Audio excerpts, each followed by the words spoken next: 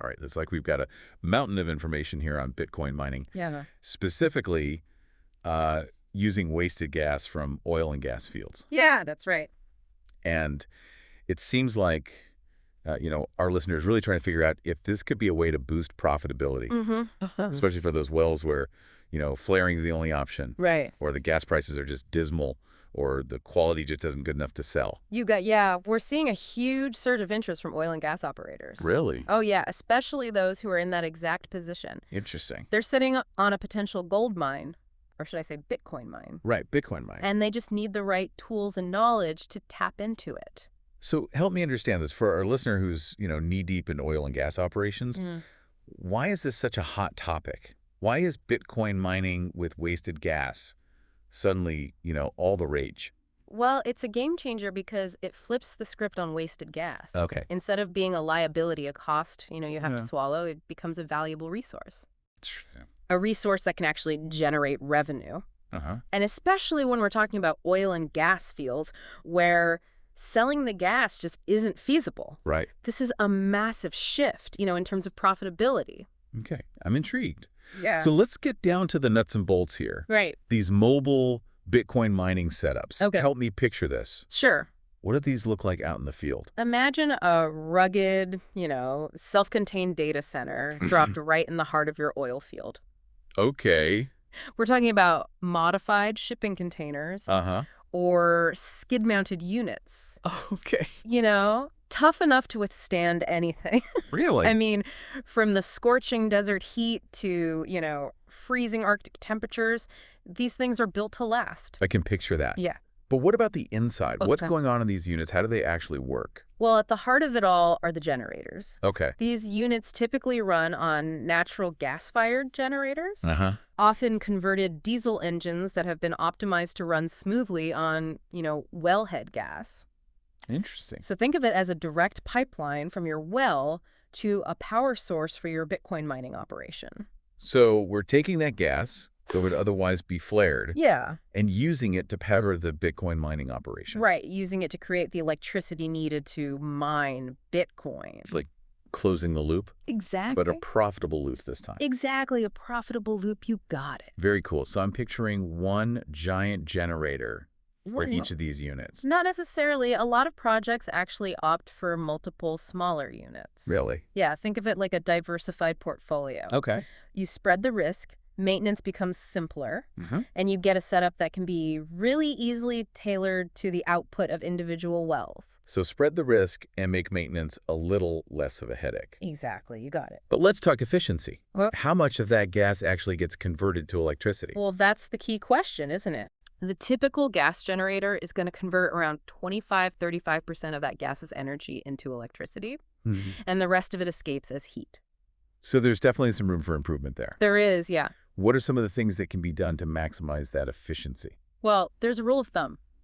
To generate roughly 200 kilowatts of power, you'll need about 75,000 cubic feet of gas per day. Okay. And that's where things get really interesting because the composition of your gas, its BTU content, the presence of things like hydrogen sulfide, all that stuff, Right. that's what really determines how efficiently those generators are going to hum. So we're talking about the good, the bad, and the ugly of wellhead gas. Exactly. The good, the bad, and the ugly. Okay.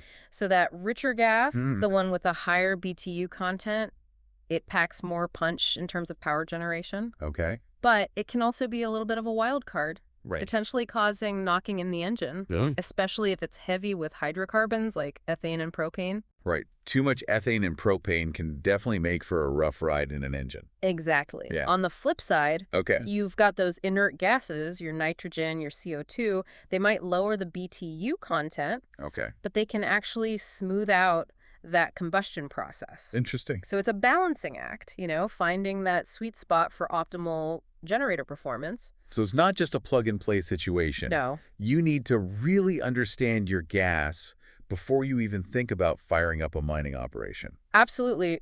Modern engines can handle some variations, but there are limits, and that's why gas analysis is non-negotiable. Right. You got to get your blood work done before you start a new workout routine. Yeah, exactly. Understand what you're working with. Exactly. Okay, so we've talked about the generators. Right. Let's move on to those mining containers themselves. Okay.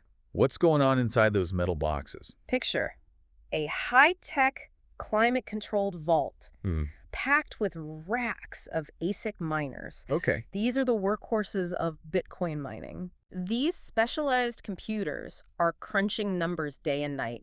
Okay. Solving those complex algorithms that secure the Bitcoin network. Right. And generate those Bitcoin rewards. So I'm picturing a scene from a sci-fi movie here. It's pretty impressive, yeah. All that computing power, that must generate a ton of heat. It does. What's the strategy to keep these systems cool and running smoothly?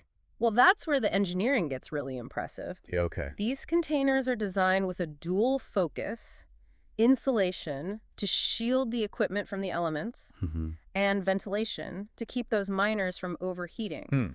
So we're talking high-powered fans, circulating air, carefully calculated airflow patterns, and sometimes even more advanced cooling systems. I've heard about different cooling systems. Yeah. What are some of the options and what are the trade-offs that operators need to consider? Well, the workhorse of the industry is air cooling. Okay. It's the most common approach. Wow. It relies on high-volume airflow generated by these powerful fans to dissipate that heat.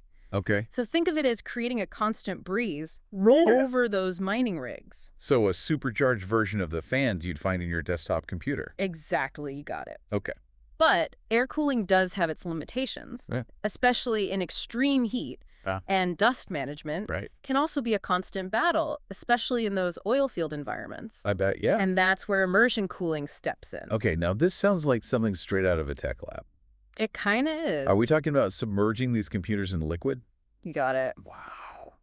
Immersion cooling involves submerging the mining rigs in a special dielectric fluid. Okay. Essentially, it's a liquid that's excellent at absorbing and transferring heat, but it won't cause short circuits. Interesting. So it's like giving those miners a luxurious bath that keeps them cool, extends their lifespan, and it can even allow for overclocking, squeezing even more performance out of them. That's really impressive, but I'm guessing it comes with a pretty high price tag. It does. It's more complex to maintain. It is more complex, yes. Okay. It is a significant investment. Right.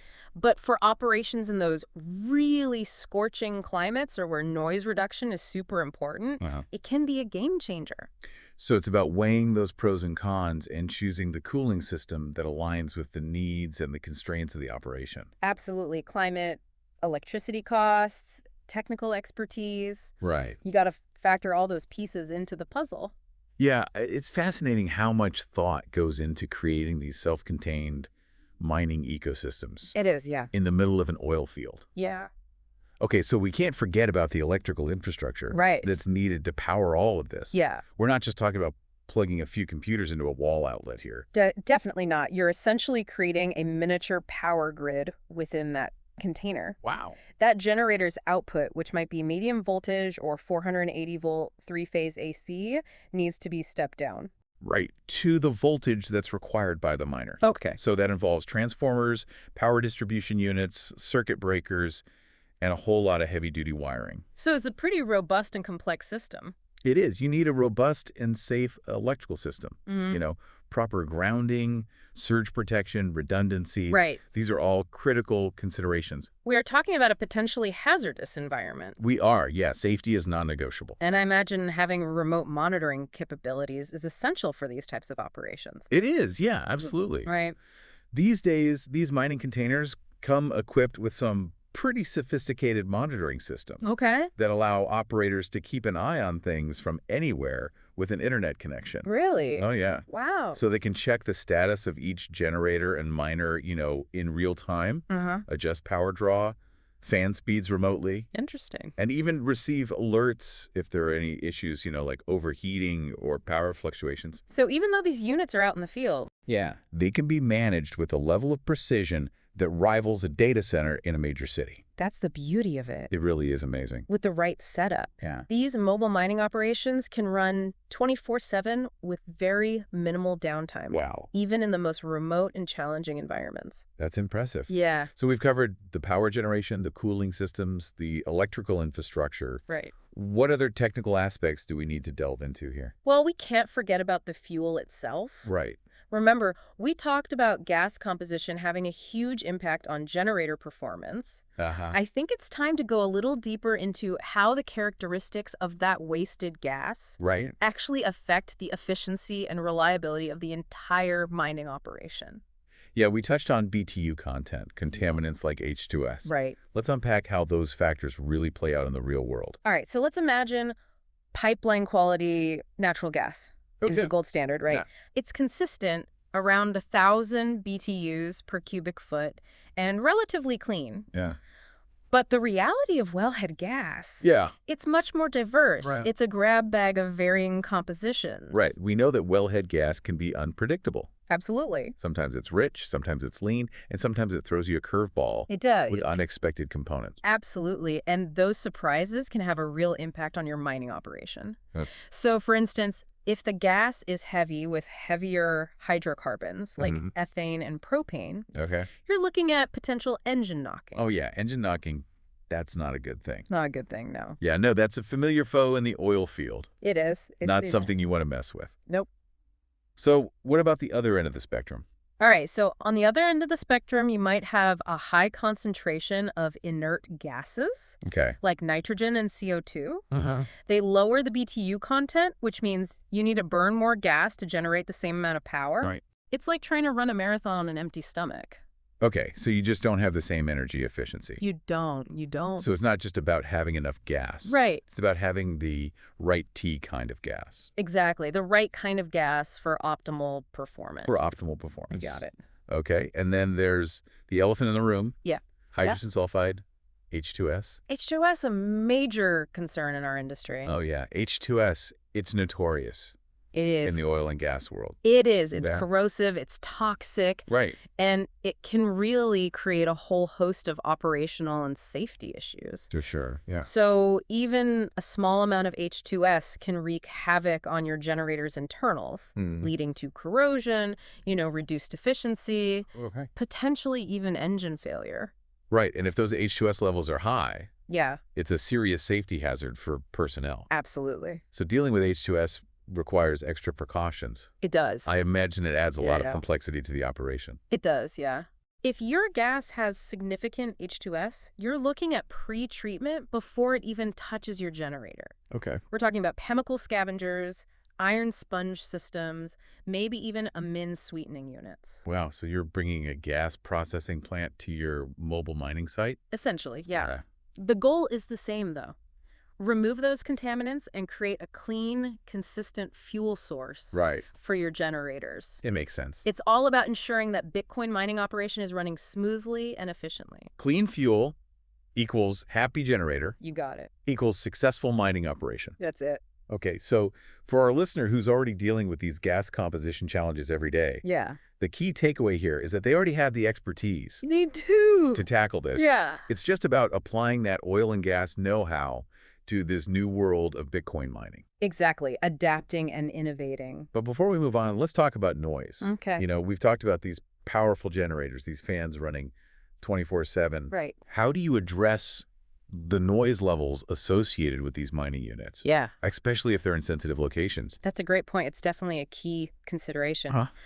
These units can generate a fair amount of noise, primarily from the generator engines themselves. It's like a constant hum, almost like a large truck idling nearby. So I can imagine that could be a concern. It can be, yeah. Especially if you're operating near residential areas or in places with strict noise ordinances. Absolutely. That's why noise mitigation is really crucial. Right. But the good news is that there are several effective strategies to keep things quiet.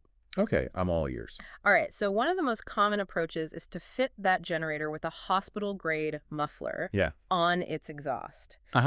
These mufflers are designed to drastically reduce the noise coming from that exhaust. So you're quieting the loudest part of the operation?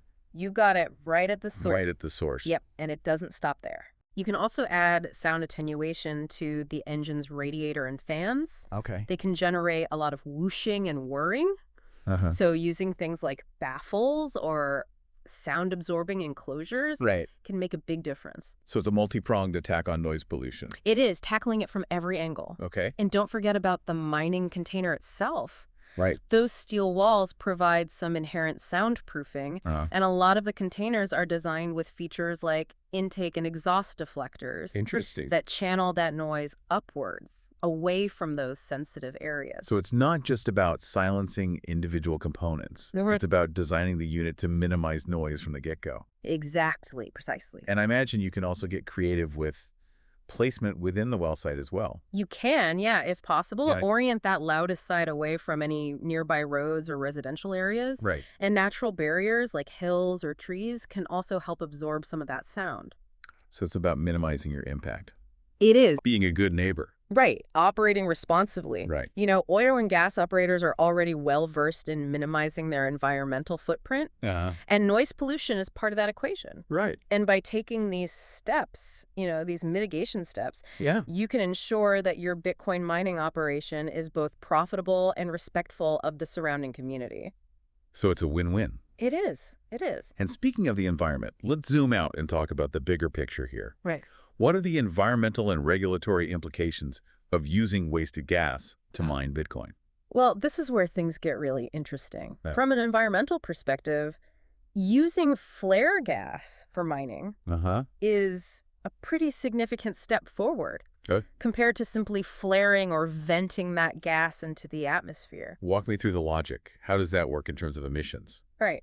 When you flare gas, you're essentially burning off methane, which is a very potent greenhouse gas, far more so than carbon dioxide. So when you use that same gas to power a generator for Bitcoin mining, you're still combusting it and producing CO2, but at least you're generating something useful. Right. So it's not eliminating emissions entirely, but you're putting that gas to work. Exactly. As opposed to just releasing it into the atmosphere. That's right. So it's a step in the right direction. It is, yeah. But it's not a perfect solution. It's not, you're right. Okay. We have to be realistic about the environmental impact. We're still burning fossil fuels. We're still producing CO2. Okay. So it's more of a mitigation strategy than a complete fix. Okay, so it's progress. Yeah. Not perfection. Exactly. Okay, so let's talk about regulations then.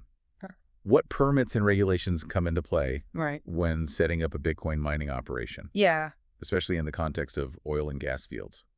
Well, as you can imagine, regulations vary from region to region. Of course, yeah. But in many places, you'll need at least an air permit or a notification to your local environmental agency to operate a natural gas generator. That makes sense. It's just to make sure you're meeting those emission standards. Right, so that you're playing by the rules. You got it. Not negatively impacting air quality. Exactly. Oh, okay. Now, if your gas contains H2S, be prepared for a more complex permitting process. Okay. Burning H2S produces sulfur dioxide, which is another regulated air pollutant. Right. So the scrutiny will be higher. So working with sour gas adds another layer of complexity. It does. It does. Okay. And it's not just about air quality. Right. You've got noise ordinances, water usage regulations, site restoration requirements, and potentially a whole host of other rules depending on your location. Right. It sounds like a lot. It can be, yeah. Oil and gas operators are used to dealing with this kind of stuff. They are, yeah. But it's vital to do your homework and make sure you're ticking all the boxes for your Bitcoin mining operation as well. Okay, so thorough research, due diligence, essential. Absolutely. You don't want to jump into this without a solid understanding of the regulatory landscape. You really don't. Yeah. And here's another crucial point. Okay. Always have a backup plan for your gas. Okay. Just in case those miners go offline. What do you mean by backup plan? Well, if you're diverting gas that would otherwise be flared, you need a fail-safe to redirect that gas. Okay. Back to the flare if that mining operation shuts down. Okay. Imagine a power outage or equipment malfunction. Right. You don't want to accidentally vent methane into the atmosphere. Right. That would defeat the purpose. It would. It would. Yeah. You know, negating the environmental benefits of using it for mining in the first place. Okay. So you need a safety net? You do. To ensure responsible gas handling? Absolutely. Environmental consciousness and regulatory compliance go hand in hand. They do. They do. It's about operating sustainably. Right. And responsibly. Okay, so we've covered a lot of ground. We have. The technical aspects. Yep. The environmental and regulatory considerations. Now let's shift gears and talk about the logistics of actually getting these units up and running. Okay. How are they transported? How are they installed? And how are they secured out in the field? That's a great question. Yeah. The entire process is designed to be as straightforward as possible. Okay. After all, portability and ease of deployment, those are key advantages of these mobile units. So we're not talking about massive construction projects here. No, not at all. Okay. Those containers, often pre-built and tested in a factory setting, they're typically delivered to the well site on a flatbed truck. Okay. Think of it like delivering a large piece of equipment, right, similar to a tank battery or separator. Okay, so you need some space. You do. But it's not about building permanent infrastructure. It's not, no. Okay, and once that container's in place, how does the setup process unfold? Well, think plug and play, but with a little industrial scale flair. Okay. You're going to connect the gas supply line from the well to the generator. Okay. Make the electrical connections, make sure everything's properly grounded. Right. And you're pretty much good to go. That sounds surprisingly simple. Well, it's designed to be that way. Okay. Of course, there are some important details, making sure you've got proper gas pressure regulation and secure electrical connections. Okay. But overall, that installation process is as streamlined as possible. Right. Minimize downtime. Exactly. Get you up and running quickly. That's the goal. Okay, so you can go from delivery to actually mining Bitcoin in a relatively short amount of time. Absolutely. Wow, that's impressive. Yeah. But let's not forget about security. Right. We're talking about mobile units. Yeah. Filled with valuable equipment, often located in remote areas. How do you keep these operations safe? Yeah, security is paramount. It's something we take very seriously. Those containers themselves are robust. They're built from sturdy steel. They've got secure locking mechanisms. Okay. But we don't stop there. Right. We add multiple layers of protection to create a truly secure environment. I'm all ears. Tell me about those security measures. All right. So first and foremost, discretion is key. Okay. We avoid anything flashy, anything attention-grabbing that screams Bitcoin mining. Right. The idea is to blend in with the existing equipment at the well site. Right. Fly under the radar. Exactly. Make the container as inconspicuous as possible. Okay. And in terms of physical security, we add those layers of protection. Sturdy locks, fencing around the perimeter, bright lighting to deter nighttime activity. And a lot of operators also install motion-activated cameras or even full-blown alarm systems. Okay. It's about creating a deterrent, making it clear that this is not an easy target. It's a combination of physical barriers, surveillance, deterrence. You got it. Okay. And then, given that these sites are often remote camera surveillance is particularly valuable. I bet, yeah. You can monitor the site from anywhere with an internet connection and receive alerts if there's any unusual activity. So it's like having a virtual security guard on duty 24/7. Yeah, exactly. Peace of mind.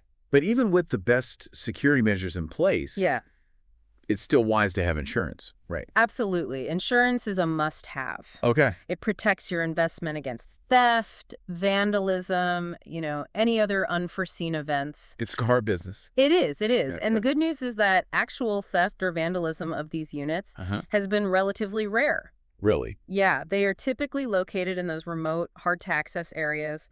And that specialized equipment isn't exactly easily resold on the black market. So while security is essential, it's not an insurmountable challenge. It's not, no. Okay, so by taking the right precautions, like the ones we've discussed, operators can minimize those risks and protect their investments. Exactly. All right, so we've talked about the technical setup. Okay. The environmental considerations, the security measures. Right. Now let's get down to the nitty-gritty, the financials. Okay. What are the costs involved in setting up and running one of these mobile Bitcoin mining units? Right. And more importantly, what kind of returns can operators realistically expect? Well, that's the million-dollar question. Right. Or perhaps the million Bitcoin question. Yeah, the million Bitcoin question. So let's dive into the financial side of things. Okay. The upfront investment for a mobile mining operation can vary significantly based on the scale and the complexity of the project. Right. But there are some key cost components that are always part of the equation. Okay, let's unpack those cost components one by one. Yeah. Okay, first up, you've got the cost of the mining container itself. Right. You've got the cost of the mining container itself. Right.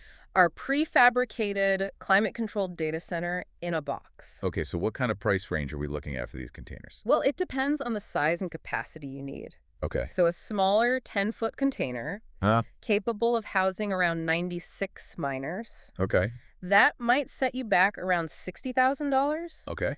But if you're going big with a 40-foot container, Right. the kind that can accommodate upwards of 300 miners, Wow. you're looking at a price tag somewhere between $140,000 and $160,000. Okay, so the container itself is a significant upfront investment. It is. Yeah. It's a major chunk of your initial capital outlay. Okay. And then you have the cost of the ASIC miners, Right. those specialized computers that are the heart and soul of your mining operation. And I'm guessing these miners don't come cheap. You're right. High-performance miners, the ones that you need to compete in today's Bitcoin mining landscape, they can cost several $1,000s each. Really? Yeah, the top-of-the-line models can even go for over $15,000 a piece. So if you're talking about a large-scale operation with hundreds of these miners, the hardware costs alone could reach into the millions. That's the reality, and it's important to remember that those miner prices can fluctuate. Of course. Driven by things like Bitcoin's price and overall demand. Right, so when everybody's scrambling to get in on the action, those prices tend to spike. Exactly, classic law of supply and demand. Exactly. Sang out in the tech world. Right. And then there's another big ticket item, the generator. Right. And all of the associated power equipment. Yeah, we can't forget about the power source. You can't know. Yeah. This engine that drives your whole mining operation. Right. You know, for an off-grid operation like this, a reliable, robust generator is non-negotiable. And a generator capable of powering a container full of miners. Yeah. It's a substantial investment. So give us some numbers. What are we talking about here for these generators? Well, a brand new large-scale generator can cost upwards of $1,200 per kilowatt of capacity. Yeah. So if you're looking at a 1 megawatt generator, which is a common size for a container full of miners, you're talking about $1 million or more. That's a pretty hefty price tag. It is. It is. Yeah. But there are ways to reduce that upfront cost. Okay. A lot of operators will opt for refurbished or used generators, which can be significantly cheaper. Makes sense. And some will even choose to lease generators instead of buying them outright. So there's some flexibility there. There is. Which is good news. It is, yeah. For those operators who maybe are hesitant to make a big investment right out of the gate. Exactly. All depends on your budget, your risk tolerance, Right. and your long-term strategy. Okay. And it's not just about the generator itself. Right. You've also got to factor in the cost of any additional equipment, you know, to prepare that gas, handle emissions. Okay. Things like gas treatment skids. Right. Exhaust silencers, and those emission control systems we talked about. So properly conditioning the gas. You gotta do it. Yeah. But it does add to that initial cost. It does. Okay, and then there's the electrical infrastructure to connect it all. Right. All those cables, breakers, distribution panels. Right, and I imagine those costs can add up. They do. They do. Yeah. I mean, for instance, connecting a 300 kilowatt generator to a mining container could require thousands of dollars worth of heavy-duty copper cable. Just for the cable? Just for the cable. Oh, wow. Then you've got the breakers, the panels, transformers, grounding equipment. Right. It all adds up. So even though the container, the generator, can pre-assembled, there's still a fair amount of work. There is. And expense involved in integrating it all. Absolutely. You need to account for those integration costs. Right. And then there's the logistics of getting everything to the well site. Transportation costs can vary wildly depending on the distance, the weight of the equipment. Right. And you might need to do some site preparation work, like laying a gravel pad or putting in a small foundation. Right. You might need a crane or a forklift. You might. To unload and position everything. Yeah, and once the equipment is delivered, you'll probably need to hire an electrician and a mechanic to handle that initial setup. Makes sense. You know, things like filling the generator with fluids, connecting all the cables, properly grounding the system. It's amazing how many moving parts there are. It is, yeah. Even in a seemingly self-contained operation like this, it's a reminder that the devil is in the details. It is. It is. And speaking of details, it's always wise to build a contingency into your budget for unexpected expenses. Right. Things like import duties, taxes, spare parts, any unforeseen site work, it can all add up. So to summarize, the upfront investment for a mobile Bitcoin mining operation can easily reach 6 figures. It can. Maybe even 7. Potentially, yeah. Okay. It's a significant capital outlay. Right. But it's important to remember that the potential returns can be equally significant. Right. This isn't a small-time operation. It's a serious business venture. Okay. With the potential for substantial profits. Okay, so let's shift gears and talk about those returns. Oh, yeah. We've outlined the upfront costs. Yeah. But what about the ongoing operating expenses? Okay. What are the day-to-day costs Right. that operators need to factor in? Well, here's the good news. Okay. The day-to-day costs of running a mobile Bitcoin mine are generally much lower than that initial investment. All right, that's encouraging. Yeah. Okay, so what are the main categories of ongoing expenses that operators should be prepared for? Well, the biggest ongoing cost, as you might expect, is the fuel for that generator. But in the case of oil and gas site mining, the fuel is often the natural gas coming directly from the well. Right. And in many cases, that gas is essentially free or very cheap. Okay. Because it's the gas that would otherwise be flared or vented. So you have a significant cost advantage. You do. Compared to those miners who are paying market rates for electricity. Absolutely. It's like having a built-in discount. Yeah, exactly. On your energy bill. Right. But even if that gas itself is essentially free, there are still some costs associated with handling it and delivering it to the generator. So even free gas isn't entirely free? No, it's not. No. Okay, so what are those associated costs? Well, you need to maintain the equipment that handles that gas. Okay. The filters, the separators, the compressors, any other components that are involved in getting that gas from the wellhead to the generator. Right. Those components may need to be serviced, replaced periodically, and those costs need to be factored in. Okay, so there's still some expense. There is, associated with utilizing that wasted gas, but it's significantly lower. It is, than paying market rates for energy. Absolutely, and that's a major advantage of mobile mining in this context. It is. It is. Okay, so we've got fuel costs. All right. What else do we need to budget for?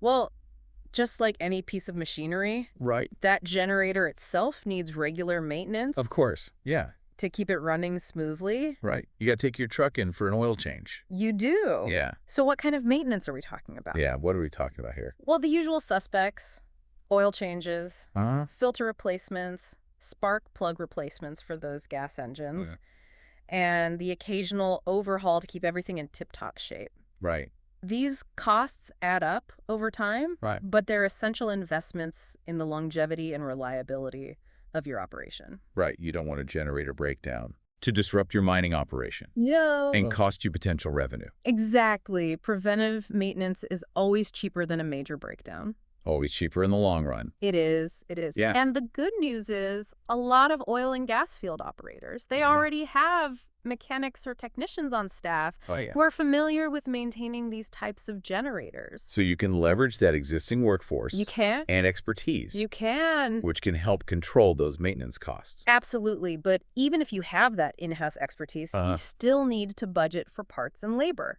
It's all about accurate accounting and understanding your true operating costs. Okay, so we've covered fuel and generator maintenance. All right. What about those mining rigs themselves? Okay. Do they require much upkeep? Well, the good news is that ASIC miners are relatively low maintenance compared to the generator. Good. But to keep them humming along efficiently, you need to keep them cool and clean. We've talked about cooling. Yeah. But what about cleaning? All right, so cleaning, especially in an oil field environment, dust is the enemy. I bet. Dust can quickly accumulate and clog up those miners' cooling fans and heat sinks. Okay. And this leads to reduced performance, and it can even cause hardware failures if left unchecked. So regular cleaning is essential? It's a must, absolutely. Okay. You'll need to periodically blow out that dust, use compressed air to clean those miners. Okay. And in some cases, you might even need to replace fans or power supplies that have become too clogged. So it sounds like dust management is an ongoing battle. It is. In these operations. It is, but it's a battle you can win. Okay. With the right procedures in place. With the right procedures in place. Yeah. Okay, so there are ongoing costs associated with keeping those miners clean, running smoothly. What other expenses do we need to consider? Well, cooling and environmental control are big ones. Okay. You know, as we discussed earlier. Right. Those high-speed fans circulating air inside those containers. Yeah. They consume electricity. And that electricity consumption adds to your operating expenses. It does. It does. Okay. And if you're operating in a really hot climate, Yeah. you might need to implement additional cooling measures. Okay. Like evaporative cooling pads or even air conditioning units. Right. And those can significantly increase your power consumption and your costs. So the cost of cooling is highly dependent on the climate. Absolutely. Yeah. And the specific cooling systems you're using. Right. Okay. And then you can't forget about internet connectivity. Oh, right. Those miners need a reliable connection to communicate with the Bitcoin network. Right, to get those rewards. Exactly, and receive those mining rewards. Yeah, it's like having a remote office. It is. That needs to be online. That's a great way to put it. All the time. It is. And in remote areas, reliable internet access can be expensive. You might be looking at satellite internet or a dedicated cellular connection, which can cost hundreds or even thousands of dollars per month, depending on your location and data needs. So internet connectivity is another recurring expense. It is. That needs to be factored in. It does. It does. And then there's the ongoing cost of security. Right. I talked about the physical security measures, but you also need to factor in the cost of monitoring and management. Okay, so what does that involve? What are we talking about here? Well, you might want to contract with a security company to monitor your camera feeds or have security personnel do regular patrols of the site. Especially if it's in a remote location. Right. And insurance is a must-have. Right. It can be a significant expense, but it's essential to protect your investment. Security is not something you want to cut corners on. You really don't know. Okay. And then there's the cost of monitoring and managing. And then there's the cost of monitoring and managing the mining operation itself. Right. You need to track the performance of your miners. Make sure they're running efficiently and troubleshoot any issues that come up. So there's a technology element to keeping these operations humming along. Exactly. A lot of operators use specialized mining management software. Or they subscribe to services that provide those real-time insights into their operation. So it's like a digital control room. That's a great way to put it. For your mining operation. You got it. These tools can help optimize performance, track earnings, alert you to any potential problems. Makes sense. But they do come with subscription fees. Of course. So those need to be factored into your budget. Okay, so it's not just about the machines themselves. It's about the people who keep them running. It is. You got it. Oh, wow. And then, of course, you've got the human element. You know, the labor costs associated with overseeing and maintaining the operation. So whether you have dedicated staff or you contract out some of the work, you need to account for those personnel costs. You do. In your overall financial model. Absolutely. Okay. And finally, we can't forget about the inevitable repairs and downtime. Yes. The reality of working with machinery. It is. Yeah, things break. They do. Things need to be fixed. That's right. Yeah. You know, equipment failures happen, and when they do, they can be costly. Especially in a remote location, Especially if you're in a remote location. Getting parts and expertise to the site, it can be time-consuming and expensive. And every hour of downtime is lost mining time. It is. Translates directly into lost revenue. Exactly. So it's always wise to set aside a reserve fund to cover the cost of those repairs and to account for those periods of downtime. So it sounds like financial planning and risk management are just as crucial as the technical aspects of running these operations. It's all about understanding your costs, managing those risks, planning for the unexpected. That's how you set yourself up for success in this business. So we've covered the costs, both upfront and ongoing. Now let's get to the exciting part, the revenue. How do these mobile Bitcoin mining operations actually generate income? Where does the money come from? Well, the primary revenue stream comes from mining Bitcoin. Okay, but let's break that down a little bit further for our listener who might not be familiar with the inner workings of Bitcoin mining. You got it. How does it actually work? And how do these operations get paid? So at its core, Bitcoin mining is all about verifying and adding new transactions to the Bitcoin blockchain. So think of the blockchain as a massive, globally distributed ledger. It keeps an immutable record of every Bitcoin transaction ever made. So it's like a digital record-keeping system. It is, yeah. That's incredibly secure and transparent. Exactly. That's a great analogy. Okay. And Bitcoin miners, Yeah. they're the ones who maintain this ledger. Okay. They use those specialized computers, the ASIC miners we talked about earlier, Right. to solve these really complex mathematical problems, these really complicated puzzles. So it's like a global competition to solve these puzzles. It is. And the winner gets a prize. Exactly. The first miner to solve the problem gets to add a new block of transactions to the blockchain. Okay. And for their efforts, they're rewarded with Bitcoin. So there's a financial incentive to be the first one to crack the code. Absolutely. What does that reward look like? As of right now, the reward for mining a block is 6.25 Bitcoin. 6.25 Bitcoin. That's right. Okay. And on top of that, block reward. Yeah. The miner also collects any transaction fees. Transaction fees. Yes. Okay, tell me about those. All right. So when someone sends Bitcoin,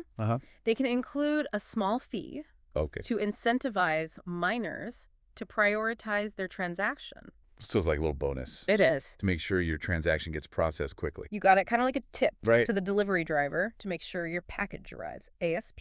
I like that analogy. Yeah. Okay. And these fees, while individually small, they can add up, especially during times of high network activity. Right. So they can represent a significant portion of a miner's overall revenue. So to be clear, the revenue for these mobile mining operations, it comes from a combination of those block rewards and transaction fees. That's right. And it's all paid out in Bitcoin. All paid out in Bitcoin. You got it. Okay. But the amount of Bitcoin they earn is directly tied to their hash rate. Hash rate. Okay, so for our listener who's not familiar with that term, right, explain what hash rate means.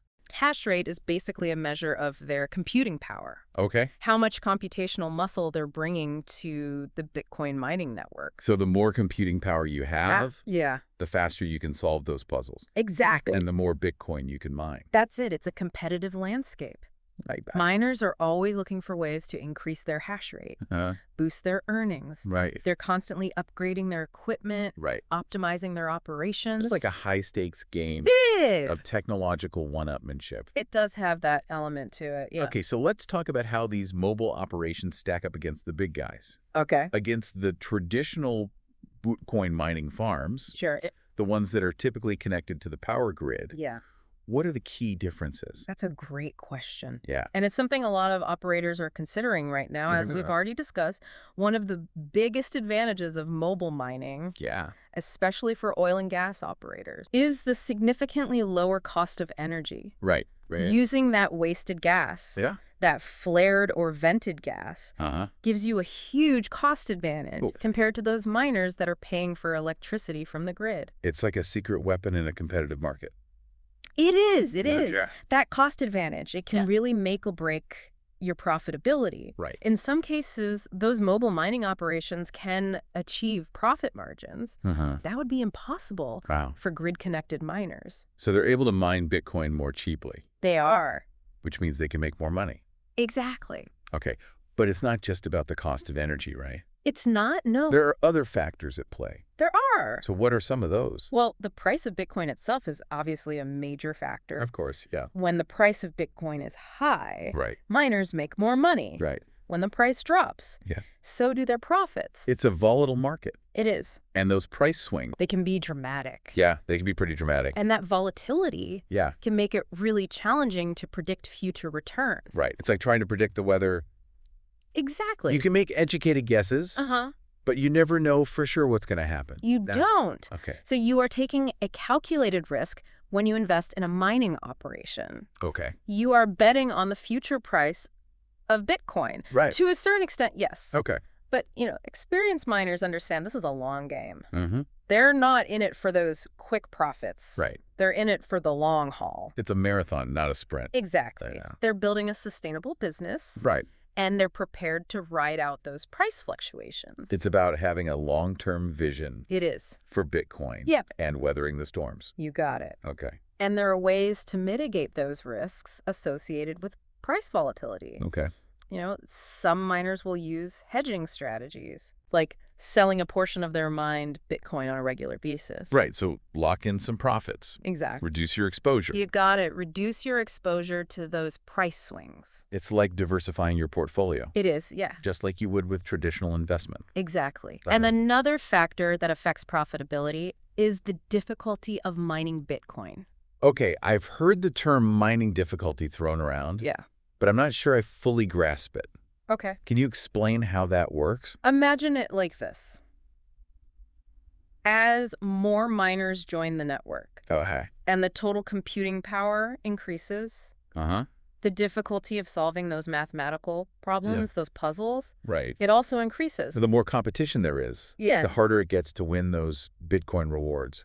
That's a great way to put it. And as the difficulty rises, it becomes more expensive to mine Bitcoin. Right. You need more powerful equipment. More powerful equipment, more energy. So it's like an arms race. It kind of is, yeah. With miners constantly trying to outdo each other. It does have that element. Okay. But this difficulty adjustment mechanism, it's actually a crucial part of what makes Bitcoin so secure.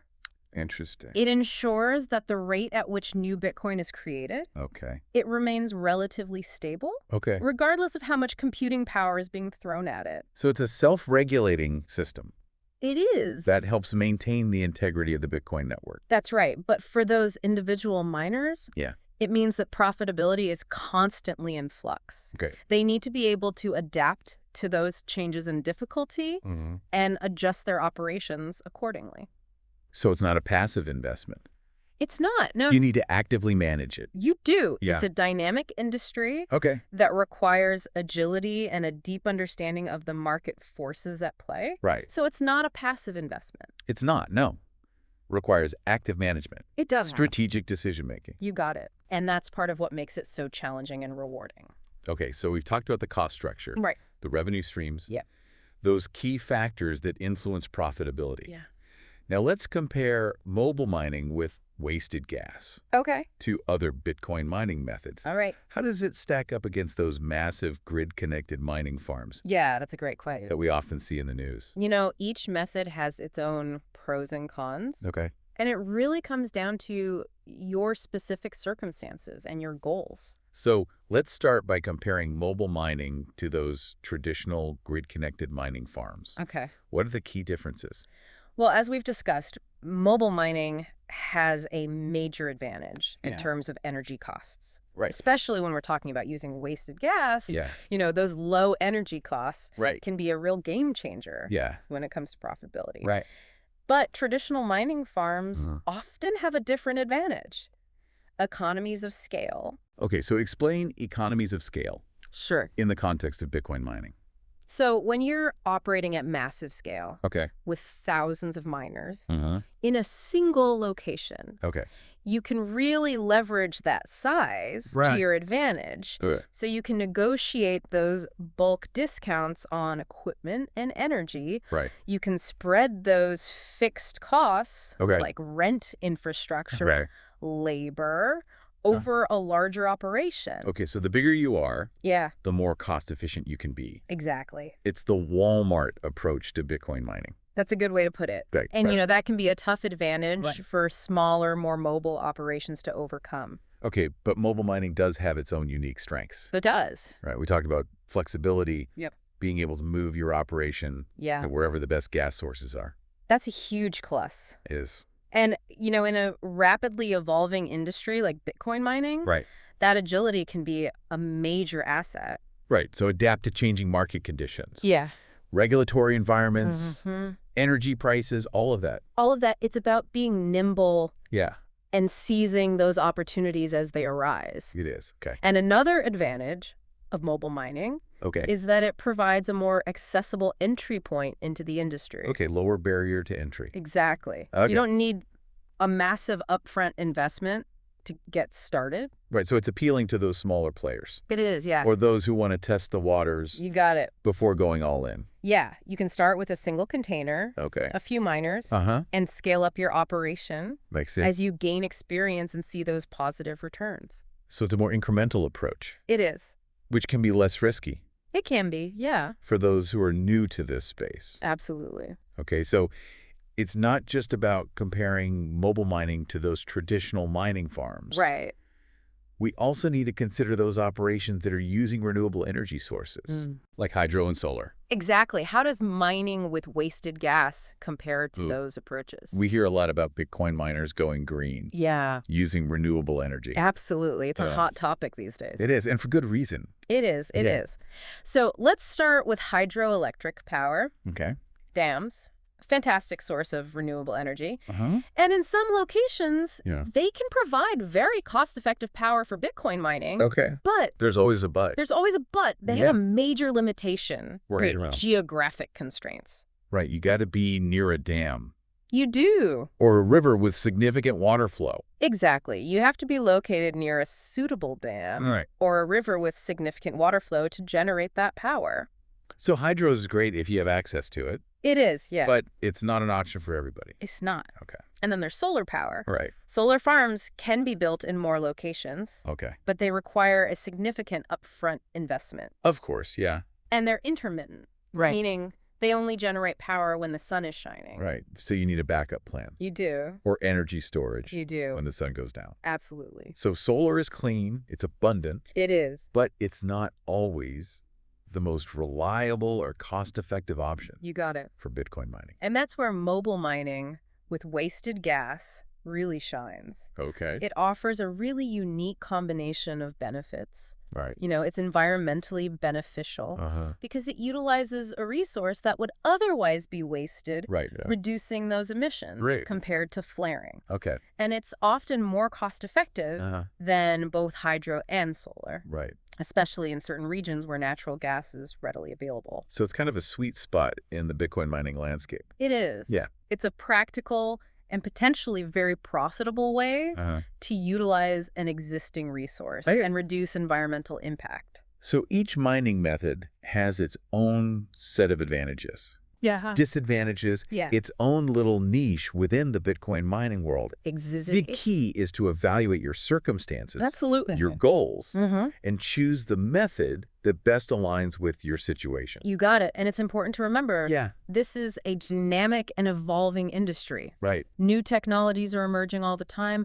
Regulations are changing. The economics of Bitcoin mining are constantly in flux. Flexibility and adaptability are essential. They are. Absolutely. Right. You need to be able to pivot. Right. Adjust your strategy as the industry evolves. That's what makes it exciting. It is. It is. It's a fascinating and challenging space to be in. Okay, we've discussed costs, revenue streams, different mining methods, the competitive landscape. Now let's shift our focus to an essential topic. Okay. The tax and regulatory considerations that are specific to these mobile Bitcoin mining operations on oil and gas sites. That's a crucial area that operators need to understand thoroughly before they even think about plugging in their first miner. Right. You don't want to run into any surprises. You don't. Down the road. No. Yeah. That tax and regulatory landscape, it can be complex. It's essential to get it right. Right from the start. From the start, Okay, so let's start with the tax treatment of mining income. Okay. Right? In most jurisdictions, including the U.S., the Bitcoin mine is considered taxable income. So you have to pay taxes. You do? On your Bitcoin earnings. Just like you would. Just like any other form of income. Any other form of income, that's right. Okay. And the specific tax rate you pay. Yeah. That will depend on your individual circumstances. Right. And the tax laws in your jurisdiction. So consulting with a tax professional is a must-do. Absolutely. To make sure you're following all the rules and taking advantage of any applicable deductions. Exactly. Okay. And it's also crucial to keep meticulous records of your mining activities. So documentation is key. It is, yeah. Yeah. You need to track the amount of Bitcoin you mine, the value of that Bitcoin at the time it was mined, and all of your expenses related to the operation. So good bookkeeping is essential. It's your friend in this business, yes. And then there's the question of how you structure your mining operation from a business perspective. Right. So you can operate as a sole proprietor, a partnership, a limited liability company, or a corporation. All right, so lots of options. There are, and each structure has its own pros and cons, implications for liability, taxation, administrative burden. So once again, seeking professional advice It's essential. is probably a good idea. It is. Okay. You want to choose the business structure that aligns with your goals and minimizes your tax liability. Okay, and speaking of taxes, Yeah. if you're operating as a business, you can often deduct those expenses related to your mining operation You can, that's right. from your taxable income. That's right. Things like equipment depreciation, fuel costs, maintenance expenses, Right. even those software subscriptions we talked about, Right. they can often be deducted. So there are potential tax advantages to operating as a formal business, There are, yes. as opposed to just mining as an individual. Exactly. But again, Yeah. it's crucial to consult with a tax professional Right. who understands the nuances of Bitcoin mining Of course. Yeah. and can guide you through that process. So we've covered the tax implications of mining income. Right? Let's talk about the regulatory side of things. Okay. What are some of the key regulatory considerations Right. that oil and gas operators need to be aware of Yep. when they're setting up these operations? Well, as with any industrial operation, Yeah. there are a number of regulations to consider. So one important area is environmental regulations, as we discussed earlier. Yep. Operating a gas generator produces emissions, Yeah. including CO2, nitrogen oxides, and potentially sulfur dioxide if that gas contains H2S. So you need to comply with all of those air quality regulations. You do. Yeah. And you might need to obtain specific permits from those environmental agencies to operate your generators. Okay. Especially if you're running multiple units Uh-huh. or if your emissions exceed certain thresholds. So it makes sense. The regulators want to make sure you're operating responsibly They do. and not harming the environment. Exactly. Right. And as we mentioned earlier, you'll also need to comply with any noise ordinances. Right. Be a good neighbor. Be a good neighbor. Minimize your noise footprint. Exactly. And in some cases, Yep. depending on your setup and your location, Mm-hmm. you might also need to address water usage and discharge regulations. Okay. How does water usage come into play with Bitcoin mining? Well, if you're using evaporative cooling systems to keep those miners cool, Okay. those systems can consume a significant amount of water, Okay. and you need to make sure you have the necessary permits Right. and that you're disposing of any wastewater in a responsible manner. Right. So water usage is another factor that regulators might scrutinize. They might. Okay. And then there are the regulations that are specific to the oil and gas industry. Okay. So give us some examples. All right. Well, for example, Yeah. there are safety regulations related to handling and storage of natural gas. Uh-huh. And you might need to obtain specific permits or approvals from your oil and gas regulatory body Okay. if you're utilizing flared or vented gas for a purpose other than flaring. Okay. So demonstrating Yeah. that you're using that gas safely and responsibly. Safely and responsibly, you got it. Okay. So coordinating with environmental regulators and oil and gas regulators. Absolutely. It's a multifaceted approach to compliance. Makes sense. And I would strongly advise consulting with a legal professional who has expertise in both the Bitcoin mining industry and the oil and gas industry. They can help you navigate this complex regulatory landscape. It's about dotting your I's. Yeah, it is. Crossing your topping. Right. The last thing you want is to run into those legal or regulatory problems down the road. Right. It's about proactive planning and due diligence. It is. It is. Okay. So we've covered a tremendous amount of ground in this deep dive. We have. We've explored those technical intricacies of these mobile Bitcoin mining units.